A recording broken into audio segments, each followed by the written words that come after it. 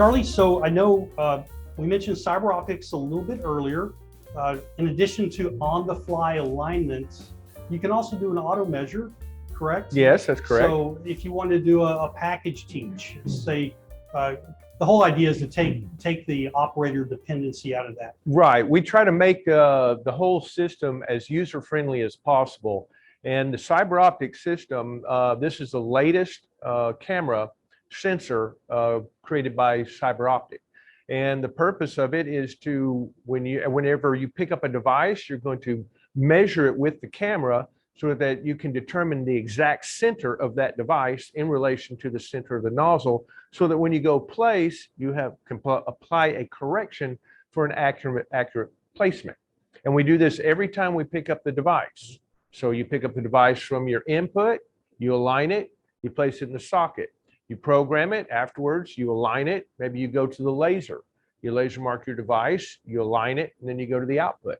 So every time it's picked, it's aligned. Yeah, so a distinction from BPM versus some of our competitors, at least one of our competitors does use a on-the-fly vision camera, but it's only in their flagship machine. Whereas, BPM, we feel it's so important and so utilitarian that we do it even on the 3901 and the 3928 as well now as the BPM310. Yes, all of our machines have had this vision centering.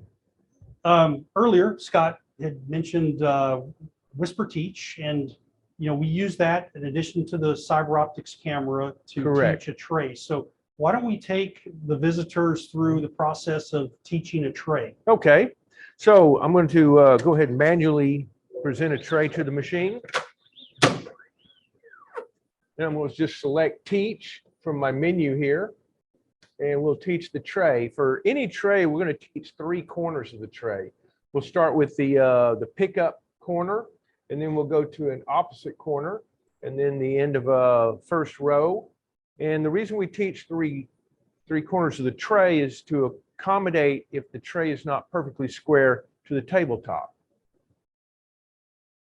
Okay, so just simply telling how many rows, how many columns, make sure there's a device, pick pin 1, and we're going to go there. Now the downward camera is over the device, and I have crosshairs here on my screen. Charlie, do you have to have the crosshair directly in the center of the device? No, absolutely not. It just has to be close enough that the nozzle can pick the device up, and then the alignment camera, the CyberOptics camera, does the rest. So I'll click Teach Pocket, and the nozzle, it starts the Whisper Teach at this point. Touch once, touch twice, and the 3 spins for the measurement, and we have successfully taught that. And then the second pocket, same basic idea. Nozzle comes down, Whisper Teach is in action. I noticed there was no calibration of the nozzle to the camera or the downward vision camera to begin with. Talk about that, the advantage, say, relative to upward vision. Is there something you can say about that, or what it's baked? I guess it's baked into the when the machine initializes. Right? Okay, you're talking about the camera to nozzle offset? Yes. Yes. Well, it's simply you need to know the X and Y distance between the downward camera and the center of the nozzle. But we don't have to recalibrate our nozzle. No, this is something that you just do occasionally, or if something changes. Okay, if parts were replaced.